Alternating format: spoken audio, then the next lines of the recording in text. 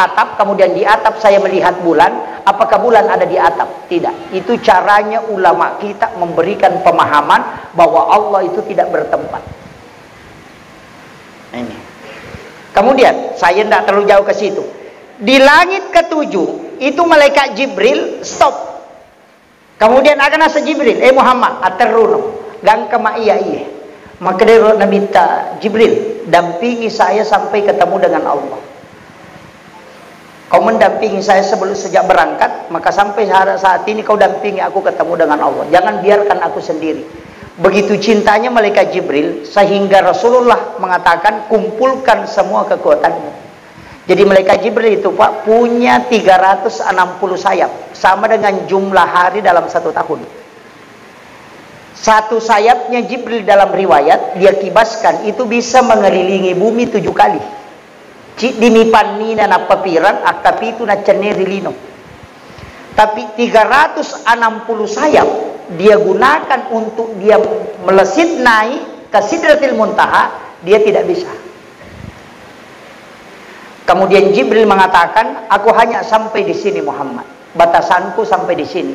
Itulah makna kenapa Imam Ja'far dalam kitab Barsanji dia mengatakan anta nurun fauka nurin. Itu maksudnya. Engkau Muhammad adalah cahaya di atas cahaya. Jibril adalah cahaya, engkau adalah cahaya, tapi kau mengalahkan cahayanya Jibril. Sehingga dia mengatakan anta nurun fauka nurin. Tapi banyak orang pahami anta nurun fauka nurin, dia kira Nabi itu mengalahkan cahayanya Allah. Karena dia kaitkan Quran surah An-Nur ayat 35. Nurun ala nur. Itu pemahaman yang keliru, Pak.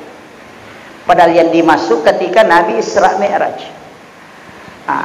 Nabi di situ kemudian naik ke Sidratil Muntaha dengan tidak didampingi oleh malaikat Jibril. Makanya sholat itu satu-satunya ibadah yang tidak ada pendamping. Yang lain kan dikirim. Makanya saya selalu sampaikan begini, asam pajalalo ki.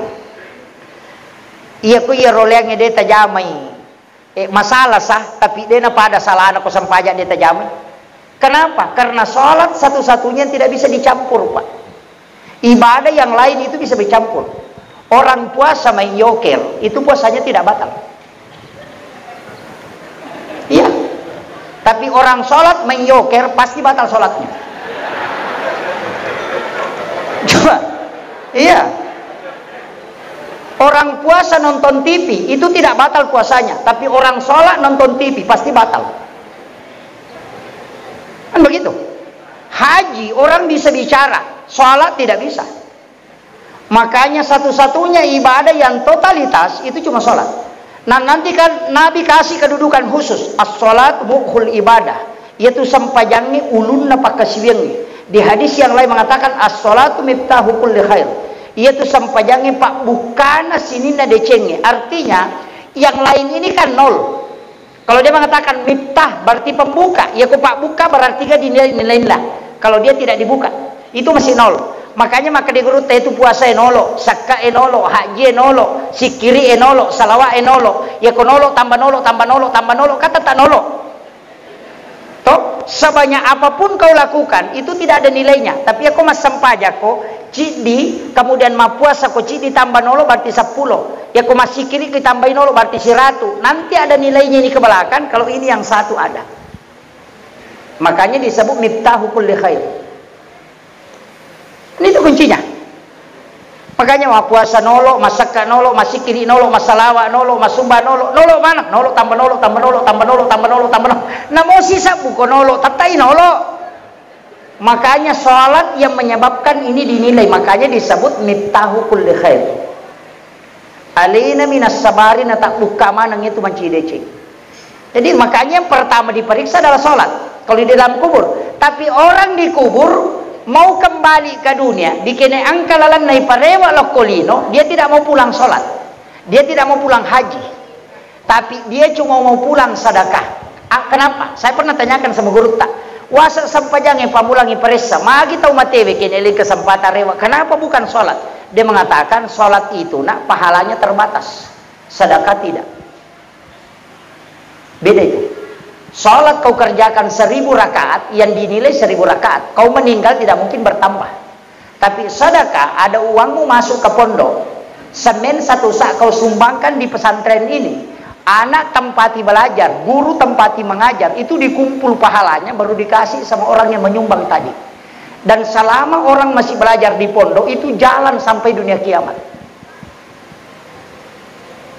Makanya kalau sholat kan sudah kerjakan 1000 rakaat, tidak mungkin bertambah kecuali kau sholat kembali. Tapi kalau sedekah, cijam mimu pasu, letuk kamal inu mululung amat teru.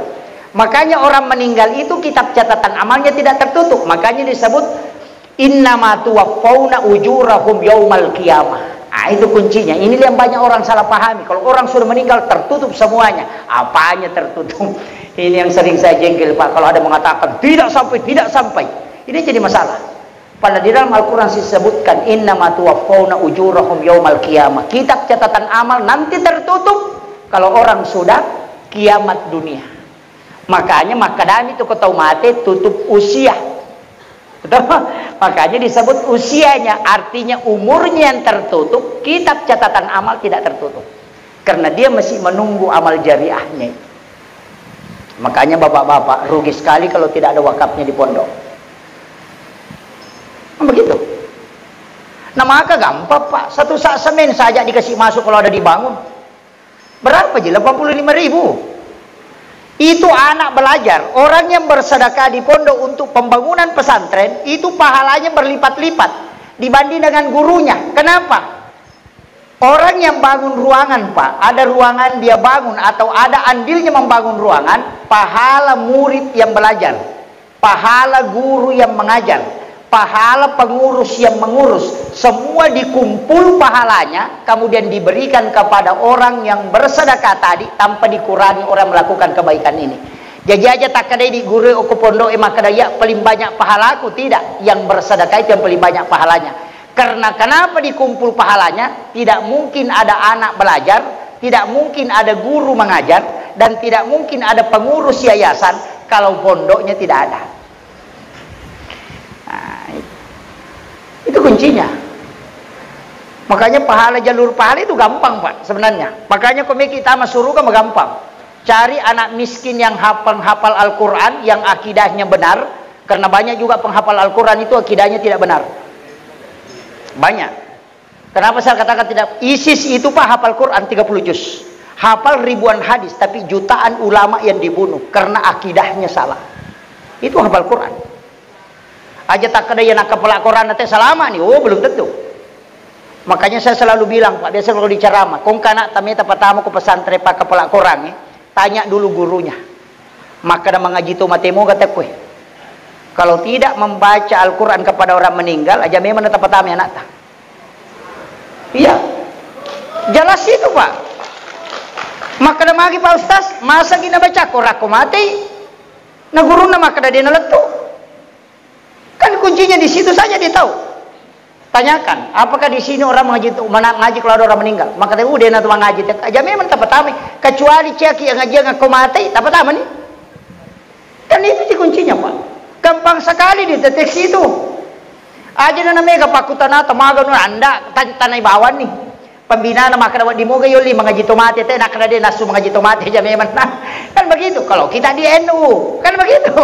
Makanya orang-orang NU itu harus tahu. Jangan sampai terkecoh dengan adanya hafal Quran cepat hafal ini. Jangan, kalau akidahnya keliru. Itu bahaya, Pak.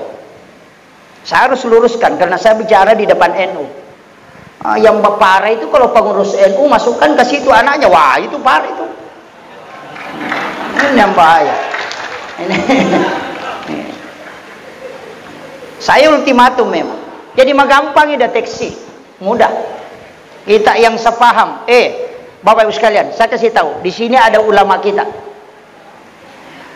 yang mendirikan. Kalau kita ambil di abad 16 itu kan ada Datuk Ditiro, kemudian ada yang dari Aceh, tapi itu tidak masyhur karena sejarahnya.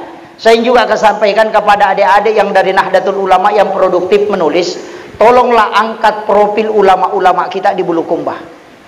Masukkan ke YouTube, masukkan ke ini, bikin profilnya untuk perkenalkan ulama kita. Saya selalu bilang begini, Pak, saya itu tidak ada apa-apanya. Sebutkan guru Teki Abdul Rahman Ambodalle. Kiai Haji As'ad. Saya sering sebutkan guru Kiai Haji Abdul Muin Yusuf Kalisi Dendreng. Kenapa saya sebutkan? Itu tinggi, Pak. Guru Kiai Haji Abdul Rahman Amodali itu sudah di puncak kewalian. Benderanya guru Saada itu sudah di waliyah. Kedudukannya sudah wali. Kita ini murid-muridnya, kalau mau tinggi derajatnya, nempel saja sama itu. Kalau kau mau angkat bendera sendiri, benderamu tidak akan sampai ke puncak, kau wafat. Kan begitu. Ketika engkau ingin mulia, ikut ke situ. Nempelkan dirimu di situ, karena dia sudah wali. Ada yang mengatakan, wah tidak ada ulama yang dijamin selamat. Yang dijamin selamat itu cuma Rasulullah. Itu caranya orang melepaskan kita dari ulama kita. Kenapa? Dia mengatakan jangan ikuti Syafi'i, jangan ikuti Maliki, jangan ikuti, kembali ke Rasulullah, kembali ke Al-Quran dan hadis. Baru dia pakai si Albani. Coba pikir. Dia mengatakan hadis ini disahihkan oleh si Albani. Kau ikut Nabi atau ikut Albani? Coba pikir. Dilarang sholat di masjid yang ada kuburan di depannya. Kan begitu? Tidak boleh sholat. Itu sama dengan menyembah kuburan. Kalau ada masjid, ada kuburan di depannya, dia tinggalkan itu, tidak mau sholat. Tapi di Madinah, kuburannya Nabi ada di dalam masjid. Tetap sholat di situ. Kalau tidak sah sholatnya orang yang sholat di masjid ada kuburan di depannya, maka tidak sah sholatnya dia di Madinah. Ini kadang kita Pak. Nah, makanya kuburan para wali ini datangi, adik-adik Ansor, adik-adik Les Bumi datangi kuburan para wali kita. Biasakan, tapi saya kasih tahu, hati-hati ziarah kubur. Kadang kita ziarah kubur minta macam-macam. Kadang kami apa pure Pak Buti pure Pak Bayi aja lalu mulai saya aja mau ini yang bahaya. Kami biasa begitu. Kalau datang ziarah kubur, Bu, datang malam Jumat jam 12 malam. Ya, atau jam 11 malam datang ke kuburan di malam Jumat. Kemudian sebelum ke situ kita berwudu supaya tidak diganggu oleh jin. Kemudian datang ke situ, kemudian kirimkan Fatihah, doakan orang-orang khusus itu tadi, para wali. Setelah itu minta maki doa. Ya Allah, berikan aku keberkahan, anak-anak dan keturunanku berikan keberkahan sebagaimana berkah yang kau berikan kepada ulama ini. Setelah itu pulang. Itu namanya tawassul. Yang tidak boleh itu tawassut. Kalau datang minta opo nganu pasalama itu jadi masalah. Itu namanya tawassut. Makanya kita datang doakan, bacakan Fatihah, surah Al-Ikhlas atau bacakan surah Yasin, sudah itu minta berkah kepada Allah. Put tali toka kasih barakah pada barakah angkai telingnya tau pandritai. Dalilnya jelas Pak, ihdinas siratal mustaqim, siratal ladzina an'amta alaihim. Di situ bukan siratal nabi, bukan siratal rasul, tapi siratal ladzina an'amta alaihim. Jalannya orang-orang yang kau beri nikmat. Wali diberi nikmat karamah, itu yang kita minta. Tidak ada bedanya Pak. Kalau ada orang pindah rumah baru, nah itu cantik bolan, agak biasa Pak. Mudah-mudahan kasih nang kato dalekku atau anakku pun na dalek na di mak bola mako kanjane. Sama gitu. Tidak ada bedanya. Coba. Begitu. Tapi minta anak-anak dan keturunanku aja tak kerbang anakku. Mega tahu madecing anak-anak apa na beta, apa dia ni lodong ni. Iya. Makanya Nabi itu berdoa, dia ikutkan keturunan. Anak-anak dan keturunanku, makanya cicit-cicitnya ke bawah itu terjaga karena dia sudah doakan. Kadang kita ku semua ujungnya, anakku, bayineku, otoku, darahku, ku semua. Ini nih, makanya doanya itu harus, saya bahkan punya resep Pak Bu. Ya kode nami terima Pak dongat tabali Pak dongat ta. Ya ku milodongi sogi nade tame sogi tabali Pak dongat ta. Tapa sogi bali bola aku po. Kenapa? Resepnya itu ada. Karena Rasulullah mengatakan siapa yang mendoakan saudara muslimnya dan orang itu tidak mengetahui kalau dia didoakan, maka malaikat yang memintakan hal yang sama kepada Allah. Jadi makanya ulama kita itu lupa mendoakan dirinya, dia selalu doakan jamaahnya, tapi berkahnya selalu kembali ke dia. Nah, itu malaikat Pak, ikala siap penajaji. Saya itu sering mengakali malaikat Pak. Ada orang itu disuruh sedekah subuh 1 kali 1 bulan. Setiap sudah terima gaji, langsung bayar 100.000. Dia bilang, saya niatkan Pak Ustaz 1 bulan. Oh, tunggu dulu bos. Rugi ki. Lebih baik 2.000 per hari daripada 100.000 1 bulan. Maka dawasa mega si ratu ya sab Ustaz. Nanam itu ratuna, annam itu pulona, nareko tak dosa buye. Iya memang, kita menang angka, tapi kita kalah doa. Maksudnya, Nabi katakan, kalau ada orang bersedekah di waktu subuh, itu malaikat doakan. Kalau dia tidak sedekah, tidak didoakan. Makanya kalau dia sedekah tanggal 1, malaikat berdoa tanggal 1. Baru malaikat bilang, ayo kita istirahat, nanti tanggal 1 lagi baru berdoa. Kan begitu. Coba pikir. Makanya Rasulullah mengatakan, amal yang paling disukai oleh Allah adalah amal yang berkesinambungan. Wa in qallah, walaupun sedikit. Itu maknanya. Jadi namode, namega, namode bumi rupiah, yang penting subuh-subuh. Setiap subuh 2.000, setiap subuh 2.000. Yang penting rutin 1.000, tidak masalah. Bikin capek malaikat. Iya, kan makom itu malaikat. Ya mini lodo aku masumbang. Ya, kalau dia tak sumbang, makanya malaikat berhenti. Kan begitu. Makanya situ kuncinya Pak. Ulama kita kan dari dulu mengajarkan itu, dan Rasulullah sudah ajarkan. Tidak usah bilang 1 juta, enggak. Rugi ki, karena doa malaikat itu tidak bisa kita dapat. Makanya doakan, misalnya mudah-mudahan. Tapi resonansi malaikat memang begitu. Sedekah subuh itu susah. Angka Pak Balu oke. Ada penjual. Ada istilahnya orang Bugis itu mula balu. Ada ya? Mula balu. Ada yang salah paham itu Pak. Dia bilang ya sange mula balu, ya ro ala pangalipa mulangi rako ota, napa ya silakan. Itu keliru betul.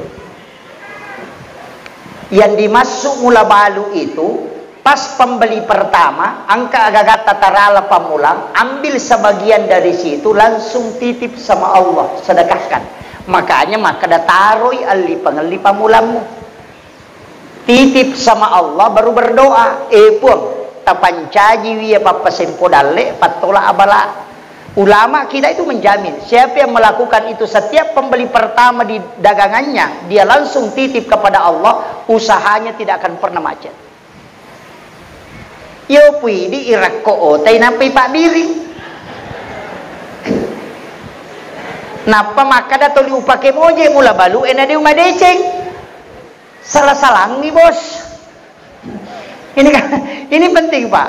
Makanya ilmu itu juga harus dipelajari. Makanya kaidah-kaidah ulama kita di Bulukumba ini kan kental. Tadi ada MWC istimewa ya. Iya, alhamdulillah itu penting. Karena NU itu menggunakan tradisi sama dengan Datuk Ditiro, dia menggunakan ilmu tasawuf untuk mendekati masyarakat. Karena ilmu hakikat itu pasti dicari. Dia menggunakan tradisi sebagai media. Makanya di NU itu ada namanya islamisasi adat, mengislamkan adat. Macera diganti syukuran, kan begitu. Jadi dia ganti itu. Jadi aku makan macera bola, macera wetang, dia ganti semua itu. Syukuran pindah rumah, syukuran 7 bulanan, dia pakai itu. Jadi dia supaya nilai islaminya masuk. Jadi tidak menghilangkan tradisi, tapi menggunakan sebagai alat untuk dakwah, dan itu diterima betul Pak. Kan masih dekat di masyarakat itu kita negara mau turun sawah pasti syukur makan dulu selamatan. Yuli nipu mama baca doa, dia doakan keselamatan, kemudian sudah itu makan. Ada mengatakan itu musyrik. Dari mana musyriknya? Tidak musyrik, karena sedekah itu menjadi tolak bala. Makanya maka ditolak bala. Pui mangi suruh baca karena pasti dia sholat, kan begitu. Nanti kan memberi makan kepada orang, kemudian dia melaksanakan sholat 40 hari itu tidak habis di perutnya. Dan setiap waktu dia sholat didoakan oleh para malaikat. Makanya orang tua dulu kalau turun sawah, dia namanya pakai jajakan nih. Selamat, padahal dia namanya racun na pakai. Tidak negara pagalung yang makokoy. Engkau mana nih rupana pasompero, engkau mana nih rupana. Tapi mega mati lasa, magai. Dia nagaga milodongan. Hilang itu tolak balanya. Coba kere, magai, meloy no galunge, orang kaya mau panen, orang kaya dipakai biasa atau kasih si masangking. Orang miskin pergi ya komunitas nama buat tahu ya kada mudah-mudahan kasih salama inang kato dale tamatu, itu sudah doanya orang miskin. Tapi makokoe agak nasang, manyanya mana to sugi. hilang doanya. Ini yang hilang, Pak. Tradisi itu boleh harus dikembalikan. Kemudian saya kasih tahu kuncinya. Magi tomatot tariolo, saya sedikit kasih kajian ini. Magi orang tua dulu, ulama kita dulu memahami bahwa ia tu sampajange angkamui oko alemu. Tapi banyak orang salah paham. Ini lagi kalau salah paham bahaya. Maka dia tu sampajange angkami oko alemu. Apa makreman arapanap saupa kada araparap bah. Niga misangi alena yang misangi punna. Kan begitu, karena wapi ampusi kum apalatu basirun alemu made mu guruiwi. Kan ada di situ semua. Itu yang diambil dalil. Coba kita lihat, Pak. Salat rahasia. Salat Nur Muhammad. Salat adalah Ahmad. Salat adalah diri kita. Salat adalah Nur Muhammad. Kan itu yang dibahas. Masuk ke tarekat. Makanya nanti tarekat tunggal itu ada yang bahas, tapi saya tidak mau masuk ke situ. Yang jelasnya, kenri nalolongan ngero begini. Iero sampajange Ahmad. Iero mas sampajange Muhammad. Maksudnya, kepala ini kan tulisan huruf mim, dada ini huruf H, pinggul ini huruf mim, kaki itu huruf dal. Makanya tulisannya Muhammad. Kan kepala kita kan bundar, huruf mim, dada itu huruf H, makanya Muhammad.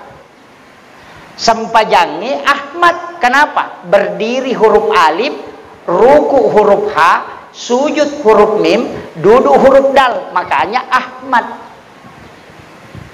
Coba itu kan dipakai. Jadi cara pendekatannya begitu. Maka dia nangka tahu dia nasampaja ternyata tahu. Apa ia sange Ahmad, ia matau tu rahasia, ia matau Nur Muhammad, ia matau watakale. Maka mana ke watakale? Unsur penciptaan kan 4. Api, angin, air, tanah. Api berdiri, angin ruku, tanah sujud, air duduk. Tulisannya juga Ahmad. Coba itu caranya menjelaskan itu dulu. Jadi makanya tu watakale pulok kompa unsur. Unsurna anginge maridi, unsurna apie macalla, unsurna wae mapute, unsurna tanai mabolong. Ia ko tatongi sipakna apie alipu ilambana. Ia ko rokoi sipakna anginge maridi, hurupuna hurupu ha.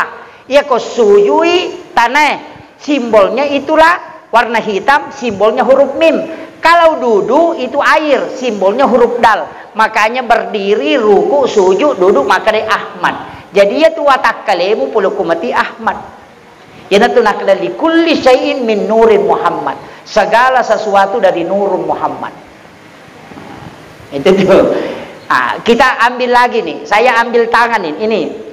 Ini kan ada garis tangan, Pak. Ini angka 8, angka Arab menghadap ke bawah. Ini angka 1. Di sebelah ini angka 8 juga angka 1. Dan 18, 1 dan 81.